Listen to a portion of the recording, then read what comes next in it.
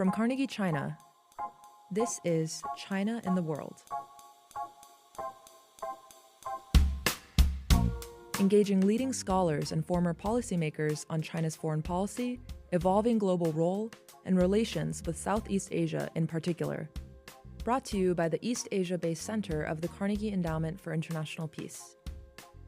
Hi, welcome to this special 5-episode series of the China and the World podcast from Carnegie China.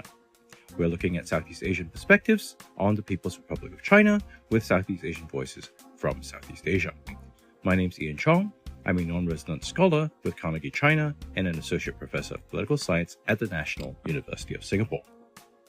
Today, we're going to be talking about the People's Republic of China and their relationship with the Myanmar Civil War. The PRC has had a long history with Myanmar, some of it quite tumultuous. So there's going to be quite a lot to talk about. I'm really pleased to have two real experts on Myanmar with me. First, we have Moe Thuzar, who's a senior fellow with the ISEAS-Yusof Ishak Institute, where she coordinates the Myanmar Studies Program. She's been there since 2008. Shona is another good friend of mine. She's a senior scientist in political geography at the University of Zurich and associate fellow with the Southeast Asian Politics and Foreign Policy Program with the International Institute for Strategic Studies. And she's been involved deeply in this program tracking conflict in Myanmar as the civil war progresses. She actually has a new book co-authored with Aaron Connolly, New Answers to Old Questions, Myanmar Before and After the 2021 Coup d'etat. Hello, Ian. Hello, Shona. Thanks for having me on the program. It's great to be in conversation again with the two of you. Looking forward to the chat. Great. Yes, thank you so much for having me here, Ian. And it's really nice to see you, Mo, as well, and to be chatting about this topic. Wonderful. So, for those of our listeners who are perhaps a little bit less familiar with Myanmar and the PRC's interest there, can both of you help walk us through what interests Beijing have in Myanmar?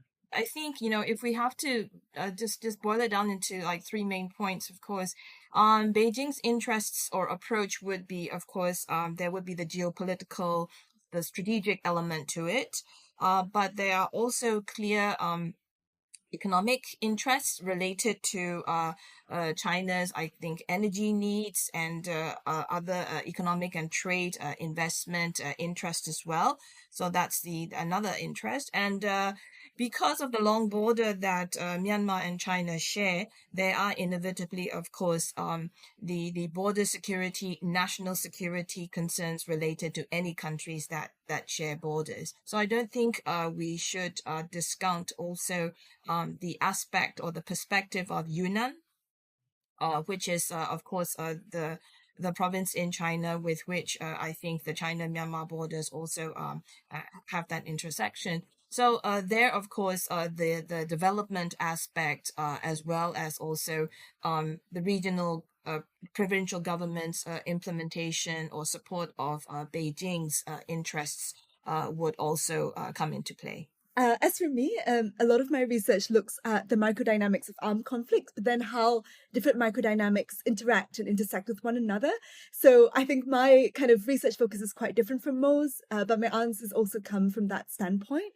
I would say for me, the border looms very, very large in China's calculations with Myanmar, which I think adds on to Mo's point that what is happening in Yunnan is central to what's happening between Beijing and Myanmar writ large. And I think that China's interests in Myanmar are shaped by sharing a kind of more than 2,000 kilometer long border, which has resulted in concerns not just over national security, but also about how China can potentially profit from a border that has been historically quite unstable, quite restive, and in many ways quite violent. Yeah, so could I push you a little bit on that? I mean, the very long Myanmar China border, I mean, it seems that ethnic groups straddle the border. There's been various kinds of gray economy stuff that's going on. Can you give our listeners a sense of what that border looks like? The Myanmar kind of China border, I think first of all, it's quite important to note that it's never kind of fully come under the control of the Myanmar government at any point in the country's history. We're talking about a very remote kind of region, a very mountainous area that historically has been very, very difficult to capture by any kind of central state. This also means that demographically, the people who live in this area are quite different and consider themselves, I suppose, to be quite different from the large majority in Myanmar. This area has also been home to various kinds of armed groups. And the history of kind of insurgency in this part of Myanmar, in all of Myanmar, is kind of long and complex. But I would say, as someone who has been trying to understand these dynamics, it's particularly complex in this part of the country. But most significantly, I suppose, historically, was the Communist Party of Burma, which was active in the area until 1989, and then after that splintered into various groups that now China enjoys kind of various kinds of personal, political, economic connections with. This has also meant that various war economies have come up in the area that in order to fund these insurgencies, in order to maintain the autonomy of these groups, that China has had to contend with, at times appropriating these economies for its own purposes, at times seeking to crack down on them. Yeah, I think that's a really great context that Shona's provided when it comes to also bilateral relations, say capital to capital interactions, so to speak. There are several ethnic armed organizations which are at loggerheads with the Myanmar military, with the state. Some of these groups have either been co-opted by the military and have become border guard force militias. Some have signed bilateral ceasefire agreements, and there are a lot of these, I guess, economic activities that go on in these periphery areas, coordinated or controlled by these several groups that also, I think, have this feedback loop into the bilateral interactions between Myanmar and China. Great. So just to move a little bit further away from the border, we know that the PRC has a recent history of investing in Myanmar. There's the Kyaukyu port. There was the pipeline that brings fossil fuels from the port up through Myanmar into Yunnan. And before, there was also the abortive Mitsun Dam. Can you sort of give us a context of what China's interests are in all of this? In the context of China's Belt and Road Initiative and all those infrastructure investments, projects, and so on that China has in this region in Southeast Asia, of course, Ian, you mentioned the projects in Myanmar, which focus on hydropower, cross-border industrial zones, connectivity. Yeah, I think you mentioned the high-speed railway networks, the Jiaopyu deep-sea port. And I think what we see here, of course, is that different from other countries in Southeast Asia, I don't think we can really say whether these projects, have an impact or not, because they've been either stalled or delayed during the time of the National League for Democracy administration, and of course post 2021, after the military coup on 1st of February 2021, there were also these I think continued delays that China had to grapple with. Maybe, of course, primarily due to before the coup would have been due to concerns surrounding the implementation, and the coronavirus pandemic also added to the delays. Although there have been efforts right now to restart some of these high-profile projects, most of the policy elite might have viewed all these initiatives as providing necessary infrastructure development.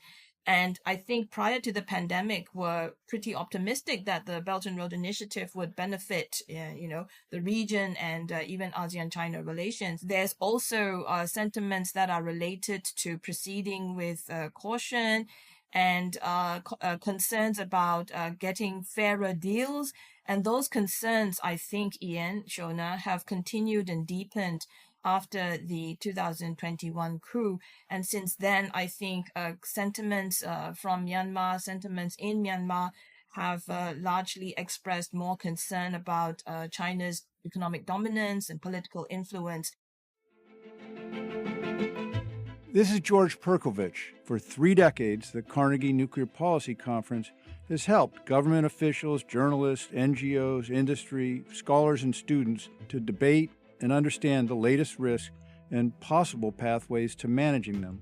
This year's conference will be held on April 21 and 22. Registration is open, but seating is limited. For more information on the program and to register, go to carnegieendowment.org/NPC2025. We know what's at stake for the PRC. We know what its interests in Myanmar are. So how have these informed the way that Beijing has played a role or not played a role in the ongoing civil war? Do you have thoughts on that, Shona?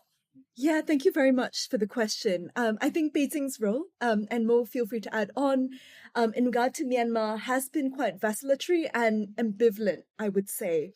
I think early on there was the assumption made often, by foreign analysts in English that China was siding with the regime. However, China has never recognized Min Aung Hlaing as the head of state in Myanmar. He has been recognized as the head of junta, but not the head of state. And there have been various signs that China is taking a kind of cautious approach, that it is kind of looking at kind of what's happening in Myanmar incrementally and making moves based on that. It's vacillatory, but we've also seen high-level visits by junta members to Beijing. There are reports of Beijing providing armaments to the junta. So how is that vacillatory? Yeah, to my understanding at least, there have been kind of high-level diplomatic engagements, but at the same time, no kind of member of the junta has been invited on a bilateral visit to China. So these have purely been in kind of multilateral forums. At the same time as well, my stance on this, I suppose, comes again from returning us to the border, in which last year in October, during Operation 1027, China played a key role in ensuring that the Three Brotherhood Alliance could launch successful offensives against the regime. Yeah, I think that's a great point that Shona's making, Ian, and I'd just like to maybe just, add on to that, because definitely, as Shona's already outlined also, China was not among the voices expressing concern about the military coup in 2021. And if anything, what Shona's highlighted also about this ambivalence, this vacillation, really shows this really, pragmatic but also cautious approach to engaging with Naypyidaw and the State Administration Council regime. Could I actually ask you then to sort of talk about the relationship between the PRC and the various stakeholders competing sides in Myanmar? We talked about the State Administration Council.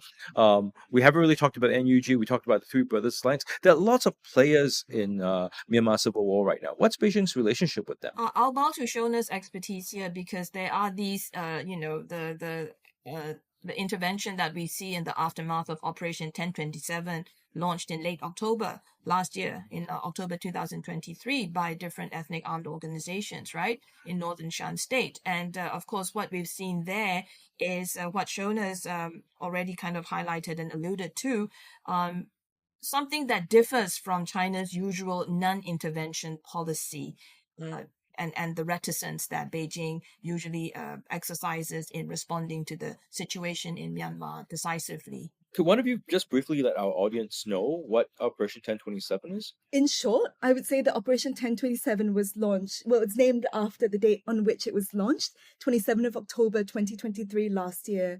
And this was an offensive launched by the Three Brotherhood Alliance. So that being said, the Arakan Army, the Myanmar National Democratic Alliance Army, as well as the Ta'ang National Liberation Army against the military regime in Myanmar. And this operation was significant because these three groups, which are based along the China border, had previously opted largely, but not entirely, to stay out of the fray, whereas they had been fighting against the regime in most of the rest of Myanmar. And this operation was lauded as a huge success by many at the time. It was kind of seen as a turning point in the struggle of the resistance against the military regime. And China's role in this was critical to the extent to which the Three Brotherhood Alliance succeeded. For one, a lot of these attacks were operated very, very close to the border, which is an area that China had previously, been quite reticent to kind of send to kind of launch to the battlefield, if you like. But at the same time, I would also say that operations started to kind of peter out at the beginning of this year, and China was also critical to that. And so in January, China brokered a ceasefire between the Brotherhood Alliance and the military regime, which has not necessarily held very firmly, but nonetheless, China, I think here was crucial both to the escalation of conflict in this theater as well as to its diminishment, if you like, which I think speaks to what Mo said earlier about there being kind of this feedback loop between center and periphery on both sides of the border. I think it's also just important to note that since July, there has been an escalation in attacks in this theater again, that people are calling the second phase of Operation 1027. And in this kind of period of escalation, what has happened has been a significant loss for the regime. However, it appears that this round of attacks was perhaps not quite what China had explicitly endorsed, or had gone beyond the remit of what China wanted to see. This is also where we see a lot of the enmeshment of I think other interests like trade, for example, and China's concerns about cybercrime. So when parts of the Three Brotherhood Alliance regained control of northern parts of Shan State, Guogang region, that prompted, I think, some renegotiation, some reconsideration of border trade arrangements, and seen also China's ongoing concern regarding cybercrime, which I guess prompted China's initial involvement in all of these, and in Operation 1027 and so on. And of course, the repatriation and deportation of cybercrime leaders.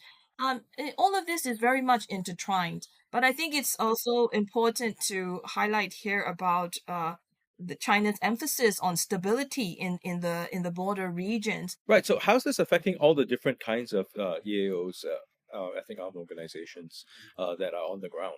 I mean, apart from the ones on the border area, I mean, they're in many different parts of the country, and sometimes seem to be acting in coordination, sometimes not. What's the effect of China's role on all these other actors? I can take that question. I think a lot of the work that I have done with IISS and my colleagues has tried to look at how Myanmar's kind of civil war is really not a monolith. And what's very important to understand about that is that depending on where armed groups are, depending on their relationships with local people, depending on their histories, they can have completely different relationships with one another. And while they may all be fighting against the military regime, they also have different goals, different ways of working. So what does this mean? I think this means that the groups on the China border, specifically the Brotherhood Alliance and also the United Wa State Army, which I will come to in a second, have very different ways of working, at least, than armed groups in the rest of Myanmar. So to me, one good expression of this is kind of Andrew Ong's work. So Andrew Ong, kind of a political anthropologist, has written a book called Stalemate, in which he tries to understand how these groups on the China border, specifically the United Wa State Army, but I'm going to extrapolate to other groups as well, work. And his idea is that these groups gain autonomy, or they gain the autonomy they desire and the territorial control they desire, by managing their relations with different actors. This can include relations with other armed groups, as well as with China, as well as with the National Unity Government.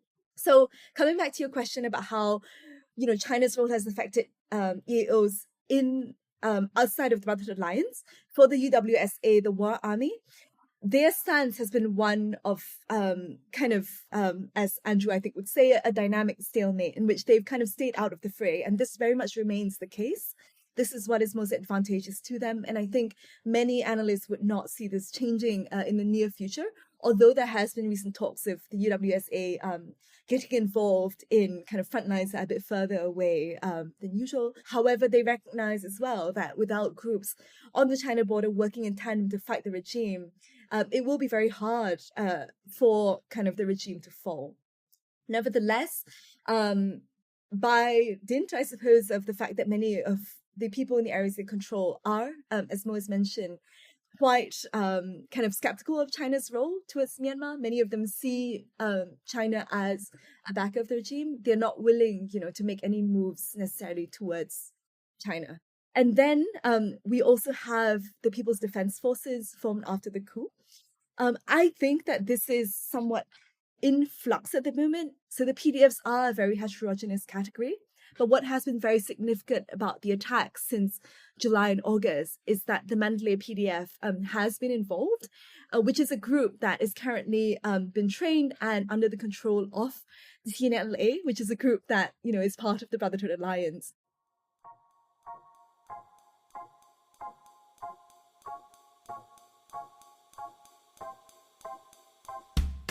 Want more on China's economic trajectory?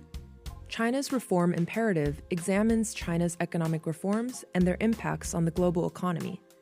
Curated by Carnegie China Senior Fellow Michael Pettis, China's Reform Imperative will focus on China's reform progress and on the challenges and opportunities Beijing faces along the way. Go to carnegieendowment.org/China-reform-imperative for more information.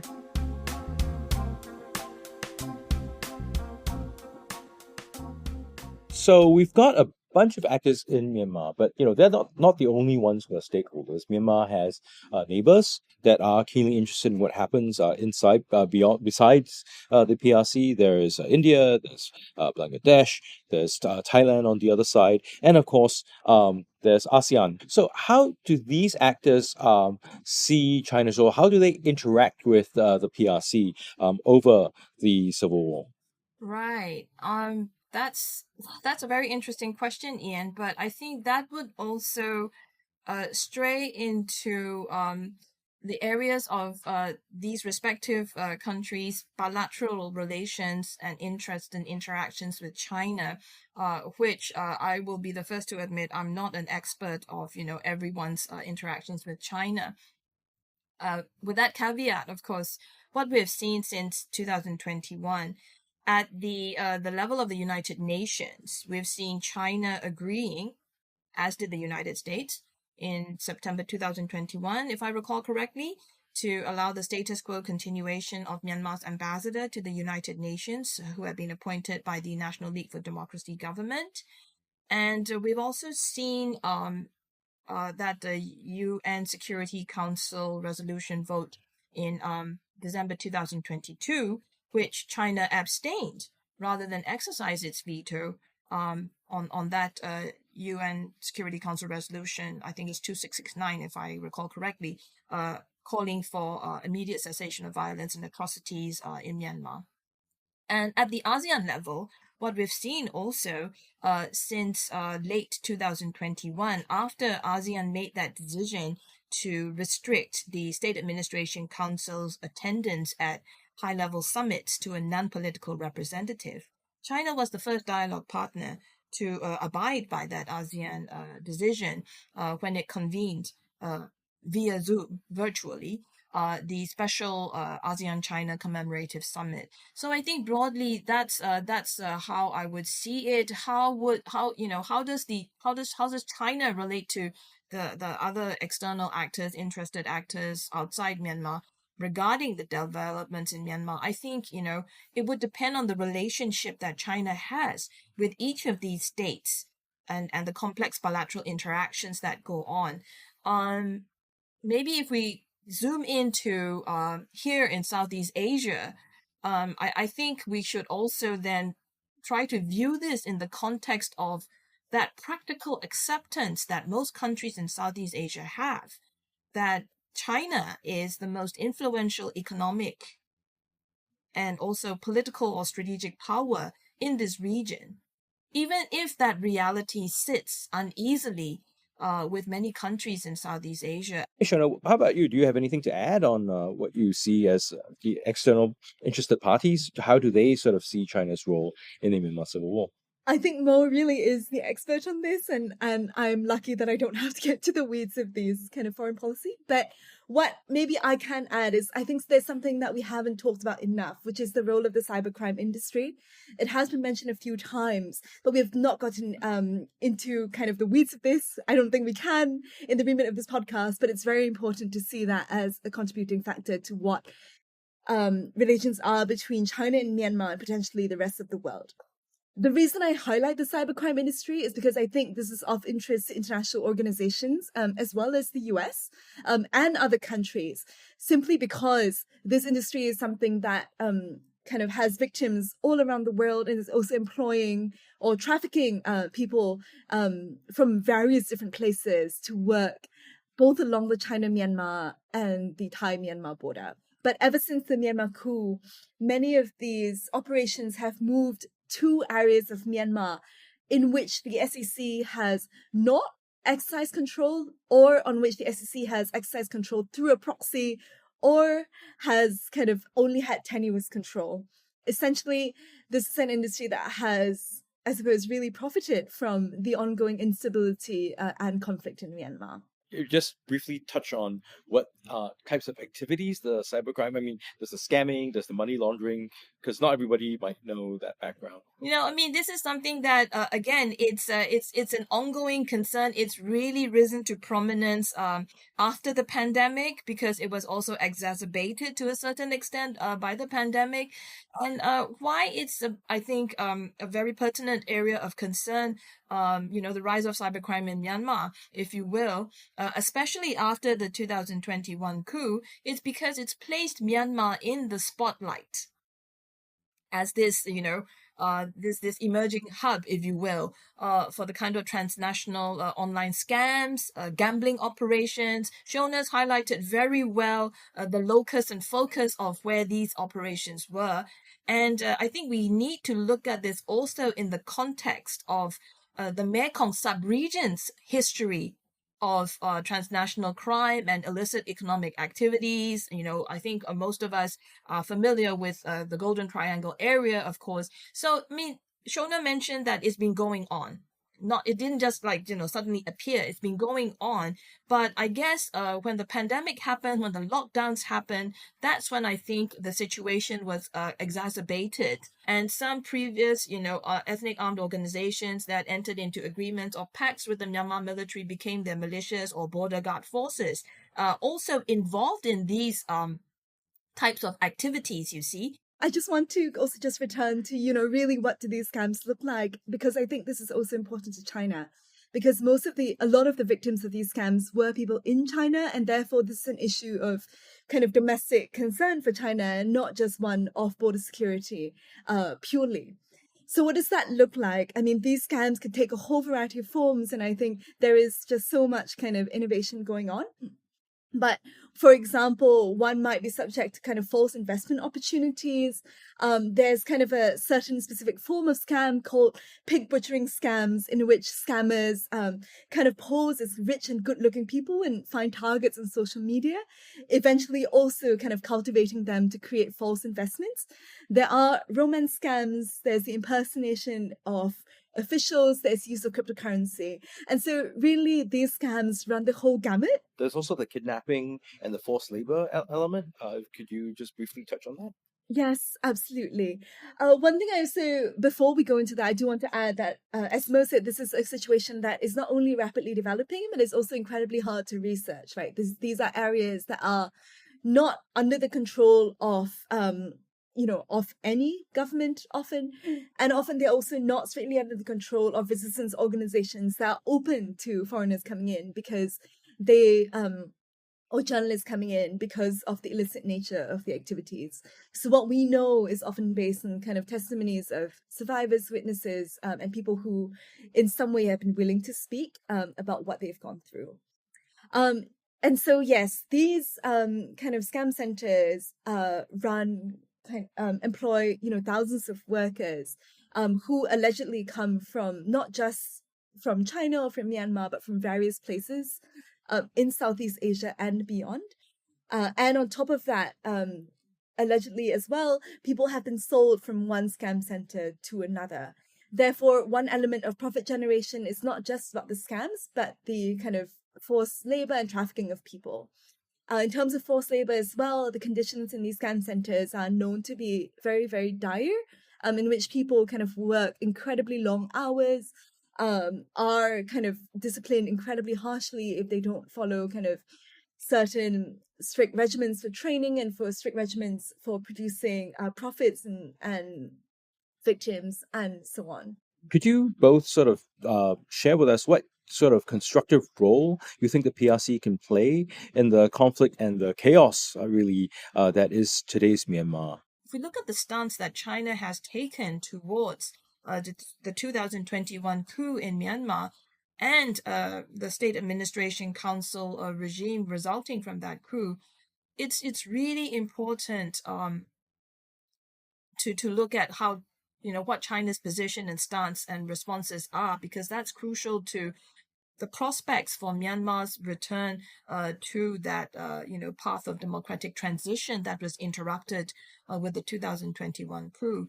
So why is it important, you might ask? It's because I think, and I hope Shona can chime in later too, I think the stakes are now higher for China than in the past. It's really, it has much more to lose, I think, from this political turmoil in Myanmar that has ensued after the coup. This is why we see China's, interest in keeping communication channels open with a lot of the key political stakeholder groups in Myanmar. The retreat of China's relations, if you will, with the Myanmar military is also a factor that's probably now adding also to the pronouncements that we are seeing and hearing from the State Administration Council regime in Naypyidaw with regard to China's role or their perceptions of China's role and the geopolitical situation. Looking at how China's approach to the Myanmar crisis has shifted,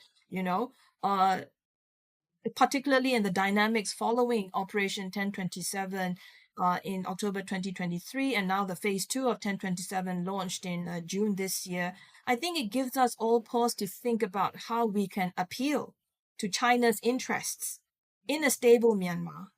Yeah, thank you, Mo. I don't have that much to add. I think that, well, firstly, the question of what a constructive role looks like depends on who one asks. I agree with Mo. I think that China's current stance is shaping out to be kind of one of high cost and low return. I think straddling kind of both sides, kind of being somewhat ambivalent to its regime has not, in the last more than 3 years, served China all that well. None of its planned projects have, really come to fruition, despite kind of swirling rumors all the time that these projects will continue. Instead, what we have seen is kind of a booming cyber scam industry that has put Chinese people at risk. I think that this is also why many actors in Myanmar at the moment do not see it as something constructive to work with China. And the question of kind of China really potentially engaging with these groups, potentially to kind of a more stable future, is a question not of when the chaos is over, it's a question of now, especially since we see that 3 years since the coup, the regime does not seem to be consolidating control over Myanmar. Thank you so much, both of you, for your insights. I think you've really helped shed light on a very complex and, of course, highly contentious and, for many people, deadly and devastating issue. So with that, I'd like to thank both of you again, Mo and Shona, for joining us for this episode. I'm really appreciative of your time and your insights. Thank you for listening to the China and the World podcast, a production of Carnegie China, the East Asia-based center of the Carnegie Endowment for International Peace. Views expressed are those of the host and guest panelists, and not necessarily those of Carnegie China or the Carnegie Endowment for International Peace. Subscribe to the China and the World podcast on popular podcast platforms such as iTunes, Stitcher, or wherever you listen to podcasts. Learn more about Carnegie China at carnegiechina.org. Tim Martin is our audio engineer and producer, with help from Heewon Park and Wan Yi Du.